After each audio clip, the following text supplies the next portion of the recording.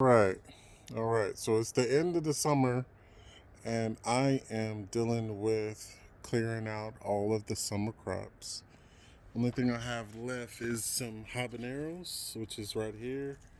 Beautiful habaneros that are growing, and some thyme, and I have some flowers that have continued to grow. Don't worry about all of this. This is the irrigation for water.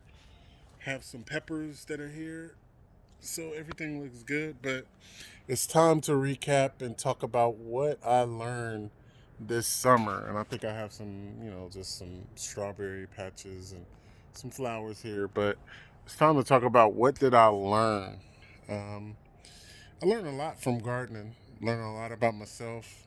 I feel that the condition of the garden represents yourself. Even when you clear it out, you can feel a sense of you having to stop and clear everything out. Look at what matters to you, what's more important to you. And me and my wife has been working on having our daily reps, which we talk about a lot.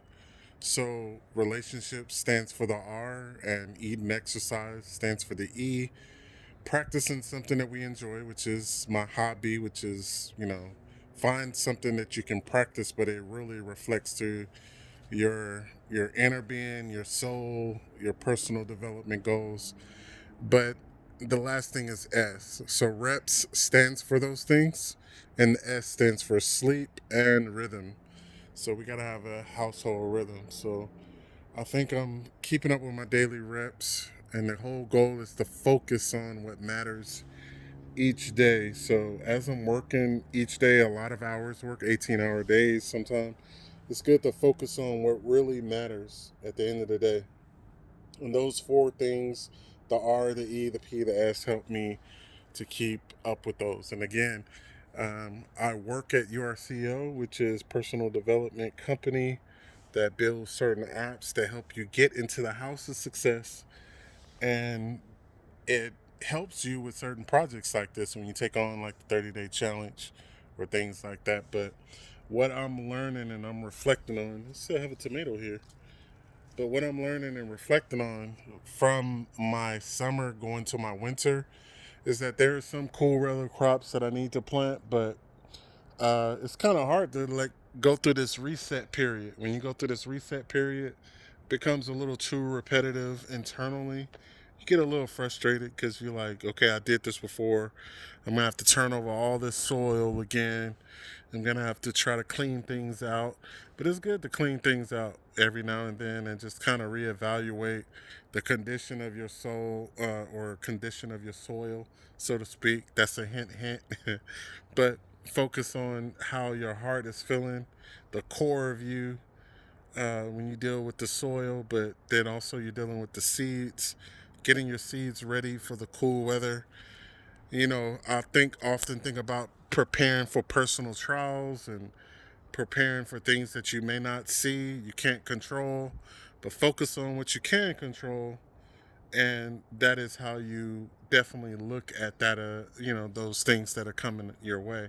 So it's not the way, not the event itself that may come up in your life, but how you begin to perceive that event and how it may affect how you are internally. So that's definitely looking at some of the deeper meanings of having the garden experience, but it does help you realize that, every year, because it's repetitive, you got to focus on the things that you're going to be able to, clear out and use. And you got to focus on that soil first. So, been really working on the soil.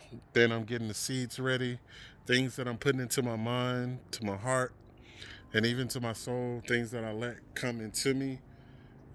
Even down to the TV shows I watch, down to, you know, coming off of this election, you see a lot of news. You got to even disconnect from that sometime.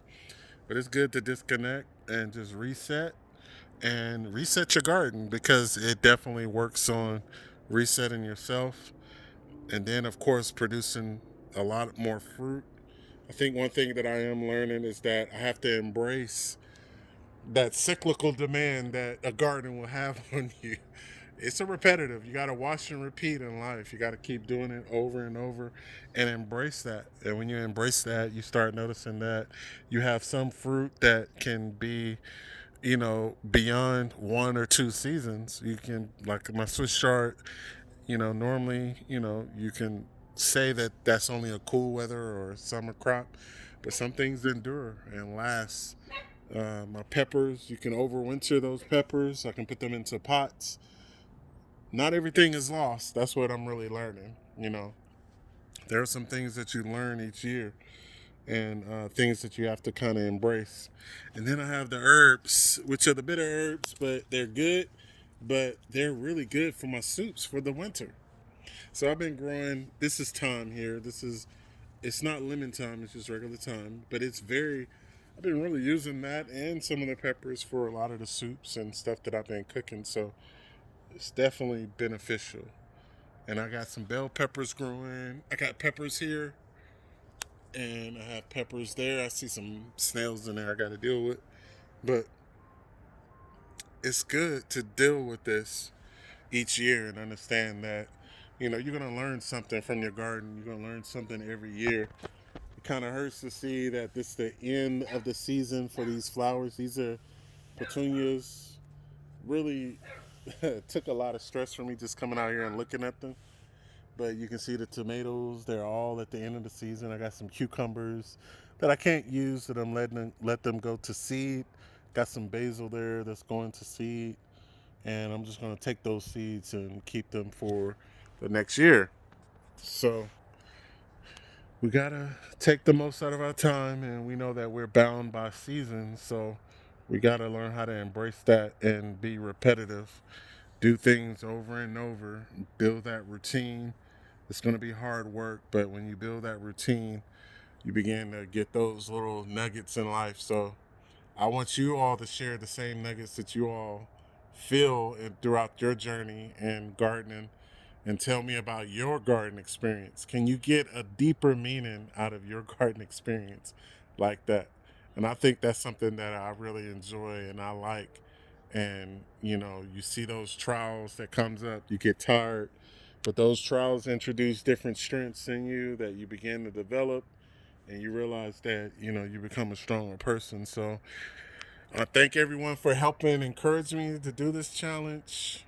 I am benefiting from it, and I am getting what I like to call my garden experience in more ways than one. All right, talk to you later.